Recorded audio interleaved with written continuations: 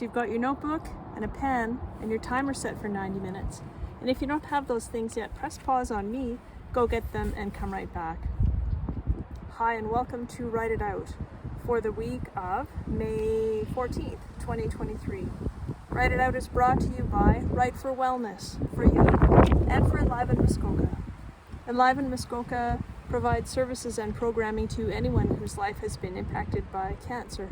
If you can, please consider making a donation or volunteering for Enliven Muskoka today.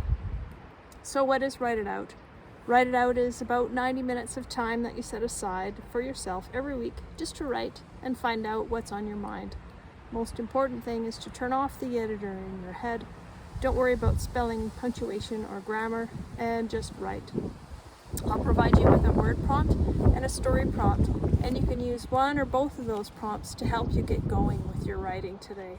It's just thought association. Whatever you think of, just write it out. And what to write? Well, you might want to write a story, a letter, a poem, a song, a list, a journal entry. Anything at all that's asking to be written is just perfect for you to write today.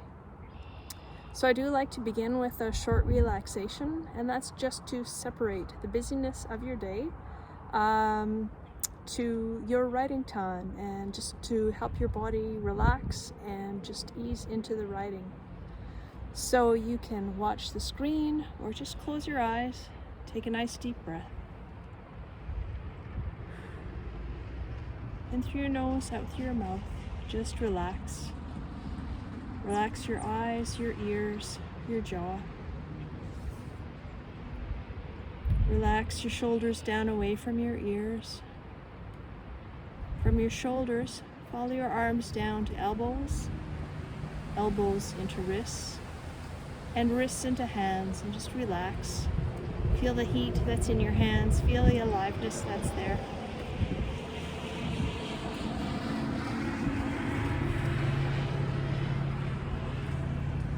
And then again from your neck and your throat, relax.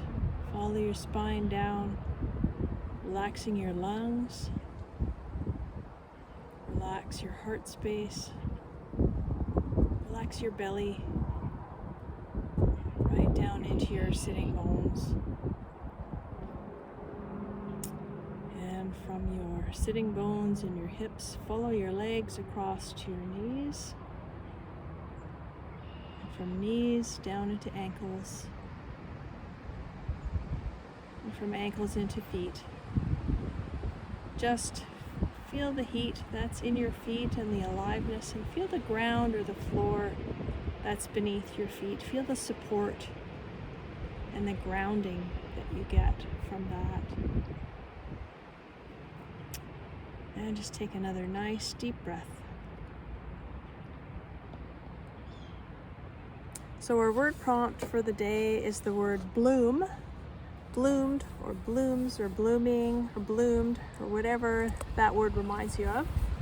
The story prompt is from the book Hang the Moon by Jeanette Walls.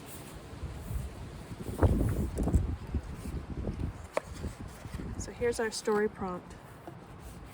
Jane's smell, that is her lilac perfume, hits me when I open the door to her boudoir. I can't smell lilacs without Jane coming to mind. Inside, the racks of dresses, the row of shoes, the boxes of hats, the drawers filled with corsets and such, all Jane's. The stenciled wallpaper is Jane's, and so are the hat pin cushion and ring stand, and the pale yellow hairs entwined in the bristles of her sterling silver brush. Seeing Jane's hair makes me feel like an intruder. I shouldn't be here. So I'll hurry. So many dresses, delicate silks, soft cashmeres, fragile laces, and then there it is, the black dress. I peel off my stained gingham. Standing in Jane's room wearing nothing but my underthings feels downright indecent, and I quickly slip her dress over my head. It fits, meaning I'm now the size of the woman who sent me away when I was a little girl. It's like she's doing me a favor from beyond the grave, and the last thing I want is to feel beholden to her. But I don't have much choice. And the dress is well tailored, unlike anything I've ever worn, with a lining and tucks and pleats, darts and padding. Hooking it closed, I study myself in the full-length mirror. I am not what you would call a raving beauty, not by a long shot. I have the Duke's hazel eyes and rust-colored hair, but my mama's wide jaw and sharp chin. Mama. This used to be her room. Come to think of it, there might be some trace of her still here, and so, despite my promise to leave quickly, can't seem to help myself, I start rifling through drawers and boxes, and then open the rosewood jewelry box on the vanity, and dig through the thickly jeweled chokers and bracelets and brooches collected by 3 generations of Kincaid women. Finally, on the very bottom, I find it. The necklace the Duke gave Mama. It is simple and graceful, with 3 glowing moonstones that hang from a silver chain like raindrops. Jane must not have known it was Mama's. I put it on.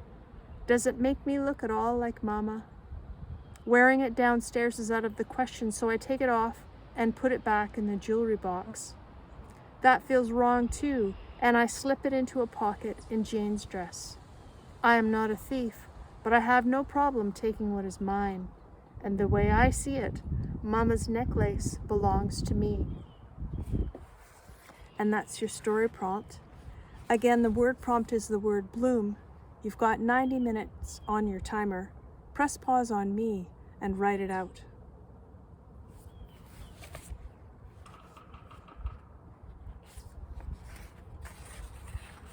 And welcome back.